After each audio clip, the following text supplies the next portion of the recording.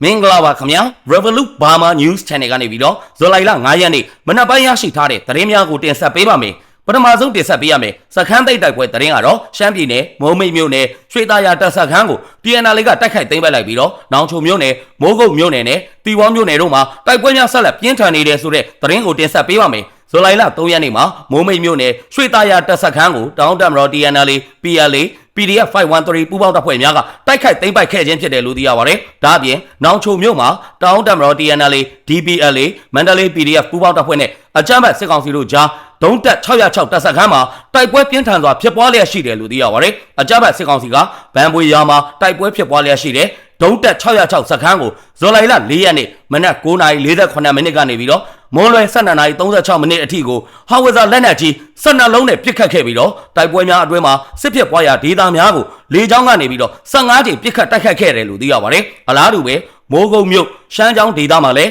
းညနေ3:40မိနစ်ခန့်မှာတိုက်ပွဲတွေပြင်းထန်စွာဖြစ်ပွားလျက်ရှိတယ်လို့သိရပါတယ်။ဒါ့အပြင်တီဘောမြို့နယ်ဒုထဝရီတရားအနီးမှာရှိတဲ့အကြမ်းဖက်စစ်ကောင်စီတပ်စခန်းကိုတောင်တက်မတော် TNL ကညနေ6:30မိနစ်ခန့်မှာတိုက်ခိုက်ရာတိုက်ပွဲဖြစ်ပွားခဲ့တယ်လို့သိရပါတယ်။အလားတူပဲမိုင်းရယ်မြို့နယ်နမ်တုံနဲ့ကုန်းမုံရွာဒေသဘက်ကိုလည်းဇူလိုင်လ4ရက်နေ့ညနေ3:30မိနစ်ခန့်မှာအကြမ်းဖက်စစ်ကောင်စီကလက်နက်ကြီး6လုံးပစ်ခတ်ခဲ့ပြီးတော့တန်ရမ်းမြို့နယ်လွယ်လိန်တောင်ဘက်ကိုလည်းအကြမ်းဖက်စစ်ကောင်စီကလက်နက်ကြီး3လုံးနဲ့ပစ်ခတ်ခဲ့ကြောင်းသတင်းရရှိပါတယ်ခင်ဗျာနောက်ထပ်တင်ဆက်ပေးရမယ့်တိုက်ပွဲသတင်းကတော့ရှမ်းပြည်နယ်လာရှိုးမြို့ပေါ်မှာတိုက်ပွဲများစတင်ဖြစ်ပွားနေပြီးတော့အကြမ်းဖက်စစ်ကောင်စီကပစ်ခတ်လိုက်တဲ့လက်နက်ကြီးများဟာမြို့ထဲကိုကြားရောက်ပောက်ကွဲမှုများရှိနေတယ်ဆိုတဲ့သတင်းကိုတင်ဆက်ပေးပါမယ်ဇူလိုင်လ4ရက်နေ့မွန်းလွဲပိုင်းကစတင်ပြီးတော့လာရှိုးမြို့ပေါ်မှာရှိတဲ့မန်အိုင်ရက်ကွက်4နဲ့5အနီးတစ်ဝိုက်မှာထိတွေ့တိုက်ပွဲများဖြစ်ပွားနေပြီးတော့လာရှိုးမြို့အရှိတ်နေတက်ဖျားတောင်အနီးတစ်ဝိုက်မှာလည်းပြစ်ခတ်မှုများဖြစ်ပွားနေတယ်လို့သိရပါတယ်။ဒါ့အပြင်အကြမ်းဖက်စစ်ကောင်စီကပြစ်ခတ်လိုက်တဲ့လက်နက်ကြီးများဟာလာရှိုးမြို့ထဲကိုကြားရောက်ပောက်ကွဲခဲ့ပြီးတော့နေအိမ်များနဲ့စာတင်ကျောင်းများထိခိုက်ပျက်စီးခဲ့တယ်လို့သိရပါတယ်။မွန်းလွဲ2နာရီကျော်ကမန်အိုင်ဘက်ရက်ကွက်4နဲ့5အနီးတစ်ဝိုက်မှာတိုက်ပွဲတွေစဖြစ်နေတယ်။ရက်ကွက်7ဘက်လာရှိုးကြီးဘက်ကိုလည်းစစ်တပ်ကပစ်တဲ့လက်နက်ကြီးတွေကြားတယ်။အခုလည်းလာရှိုးအရှိတ်နေတက်ဖျားတောင်အနားတစ်ဝိုက်ကိုလက်နက်ငယ်နဲ့စတင်ပစ်ခတ်နေတဲ့စစ်ခွေးတွေကဂျက်ဖိုက်တာတွေနဲ့တောက်လျှောက်ဝဲပြီးတော့ပစ်နေတယ်။ဘယ်နာကိုပစ်လဲတော့အတိမပြုတ်နိုင်သေးဘူးလို့ဒေသခံပြည်သူတို့ကပြောဆိုထားကြောင်းသတင်းရရှိပါတယ်ခင်ဗျာ။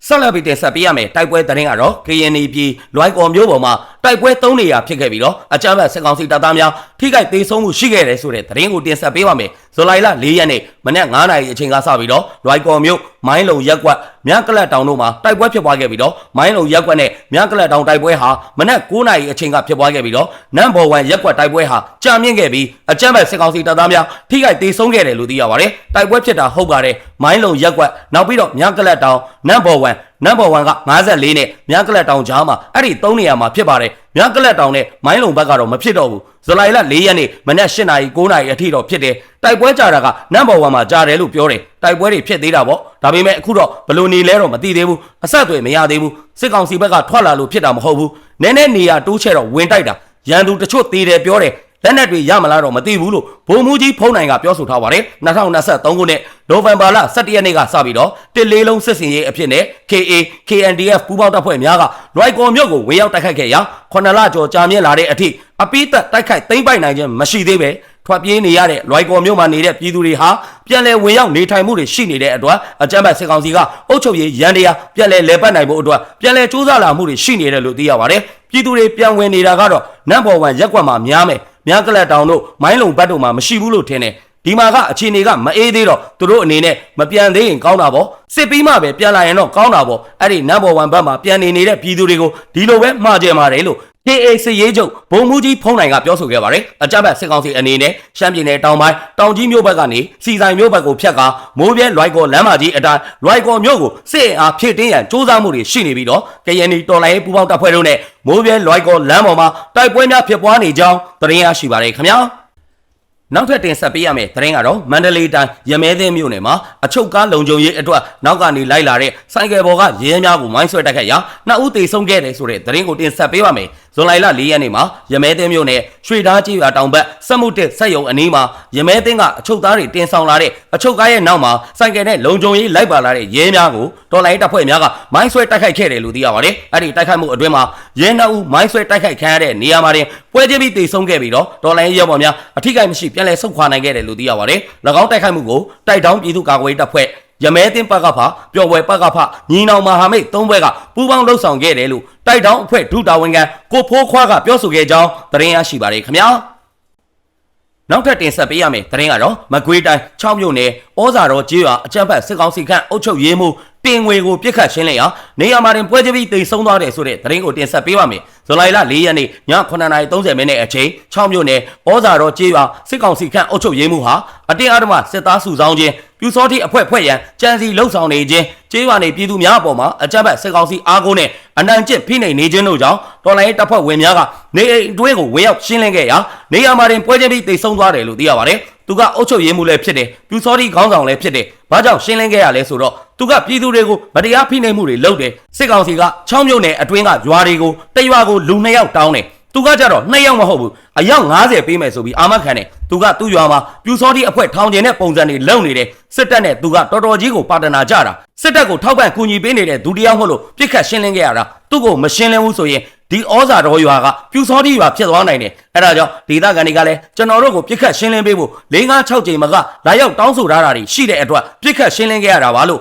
6 Guerrilla Force CGF ရဲ့တောင်းခံကိုဘာကွန်ကပြောကြားထားပါတယ်အဲ့ဒီပြစ်ခတ်ရှင်းလင်းမှုကို6 Guerrilla Force CGF အာလာဝကမြို့ပြပျောက်ကြားတပ်ဖွဲ့ကြောက်ပတောင်းဇီးကွက်အဖွဲ့နဲ့မင်းသားကြီးတပ်ဖွဲ့တွေကပူးပေါင်းဝင်ရောက်ရှင်းလင်းခဲ့ခြင်းဖြစ်ပြီးတော့ပြည်သူ့ကာကွယ်ရေးပူးပေါင်းတပ်ဖွဲ့ဝင်များအထိကိမရှိပြန်လည်ဆုတ်ခွာနိုင်ခဲ့တယ်လို့သိရပါတယ်6 Guerrilla Force CGF နဲ့မဟာမိတ်ပူးပေါင်းတပ်ဖွဲ့များအနေနဲ့အကြမ်းဖက်စစ်ကောင်စီရဲ့ထောက်တိုင်များဖြစ်ကြတဲ့ပြူစောတိများအကြမ်းဖက်စစ်ကောင်စီကအုပ်ချုပ်ရေးမှူးများကိုဆက်လက်ပြီးတော့ရှင်းလင်းသွားမှာဖြစ်ပြီးတော့ပြည်သူလူထုကိုဒုက္ခပေးနေတဲ့စစ်အာဏာရှင်အမြင့်ပြတ်သည့်အထိဆက်လက်ပြီးတော့တိုက်ပွဲဝင်သွားမှာဖြစ်တယ်လို့အတိပေးထုတ်ပြန်ထားကြောင်းသတင်းရရှိပါတယ်ခင်ဗျာနောက်ထပ်တင်ဆက်ပေးရမယ့်သတင်းကတော့မန္တလေးတိုင်းစင်ကူးမြို့နယ်ရွှေပြည်ရွာမှာရှိတဲ့ပြူစောတိခေါင်းဆောင်ရဲ့နေအိမ်ကိုဝင်ရောက်တိုက်ခတ်ရာလက်နက်ခဲယမ်းများကိုတင်စီရရှိခဲ့တဲ့ဆိုတဲ့သတင်းကိုတင်ဆက်ပေးပါမယ်။ဇူလိုင်လ4ရက်နေ့မှာရွှေပြည်ရွာမှာရှိတဲ့ပြူစောတိခေါင်းဆောင်ညွန့်ဝေရဲ့နေအိမ်ကိုတော်လိုင်းတပ်ဖွဲ့များကဝင်ရောက်တိုက်ခတ်ခဲ့ပြီးတော့အကြမ်းဖက်စစ်ကောင်စီတပ်သားများနဲ့ပြူစောတိခေါင်းဆောင်ညွန့်ဝေတို့ဟာထွက်ပြေးလွတ်မြောက်သွားပြီးတော့လက်နက်ခဲယမ်းများကိုတင်စီရရှိခဲ့တယ်လို့သိရပါတယ်။အဲ့ဒီပြူစောတိခေါင်းဆောင်ညွန့်ဝေရဲ့နေအိမ်ဟာ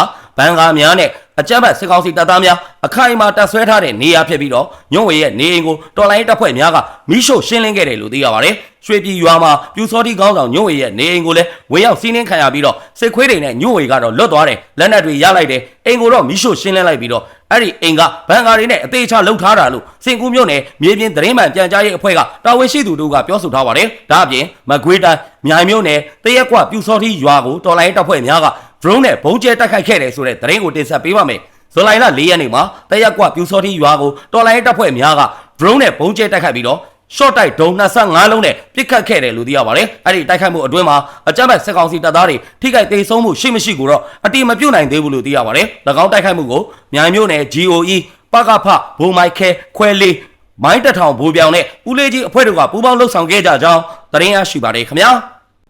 ဆက်လက်ပြီးတင်ဆက်ပေးရမယ့်သတင်းကတော့ချင်းပြည်နယ်မတူပီမြို့သိမ်းတိုက်ပွဲအတွင်းမှာထွက်ပြေးလွတ်မြောက်လာတဲ့အကြမ်းဖက်စစ်ကောင်စီကမတရားဖမ်းဆီးထောင်ချခြင်းခံရတဲ့နိုင်ငံရေးအကျဉ်းသား73ဦးဟာချင်းပြည်ကာကွယ်ရေးတပ်ဖွဲ့မတူပီတပ်မဟာတစ်ထံကိုခိုးလုံလာတယ်ဆိုတဲ့သတင်းကိုတင်ဆက်ပေးပါမယ်။ထွက်ပြေးလွတ်မြောက်လာတဲ့နိုင်ငံရေးအကျဉ်းသားတွေကတော့ကိုဗန်ကစ်လျံကိုအောင်ကိုယောနာကိုကျော်ထန်းလျံအောင်ကိုမိန်ထဲကိုပါထုံကိုကတ်ထန်းကိုပါကေးကိုအောင်သိန်းဝင်းကိုစံသိန်းကိုထဲတွီကိုဒီဇင်ထန်းနဲ့မပိုးစင်နေရာတို့ဖြစ်တယ်လို့သိရပါတယ်။အကြမ်းဖက်စစ်ကောင်စီကဇွန်လ6ရက်နေ့မှာနိုင်ငံရေးအကျဉ်းသားတွေကိုမတူပီမြို့မှာရဲစခန်းအချုပ်ကနေပြီးတော့မတူပီအခြေချစစ်ဗျူဟာနဲ့ခလာရ140ဘက်ကိုရွှေ့ပြောင်းချုပ်နှောင်ခဲ့ခြင်းဖြစ်တယ်လို့သိရပါတယ်။အဲ့ဒီနိုင်ငံရေးအကျဉ်းသားများကိုတိုက်ပွဲအတွင်းမှာအကြမ်းဖက်စစ်ကောင်စီရဲ့စစ်ကြောင်းများထဲမှာညှက်ထည့်ပြီးတော့ဒဏ်ရာရတဲ့အကြမ်းဖက်စစ်ကောင်စီတပ်သားတွေကိုတည်ဆောင်ဖို့အတွက်အတင်းအဓမ္မခိုင်းစေအုံပြုခဲ့တယ်လို့သိရပါတယ်။တိုက်ပွဲတွေအတွင်းမှာတော်လိုင်းအင်အားစုများကအပြင်းထန်ထိုးစစ်ဆင်တိုက်ခိုက်တဲ့အတွက်အကြမ်းဖက်စစ်ကောင်စီတပ်စစ်ကြောင်းဟာတက်ပြတ်သွားတဲ့အချိန်မှာနိုင်ငံရေးအကျဉ်းသားတွေဟာထွက်ပြေးလွတ်မြောက်လာခြင်းဖြစ်ကြောင်းသတင်းရရှိပါတယ်ခင်ဗျာအခုလိုမျိုး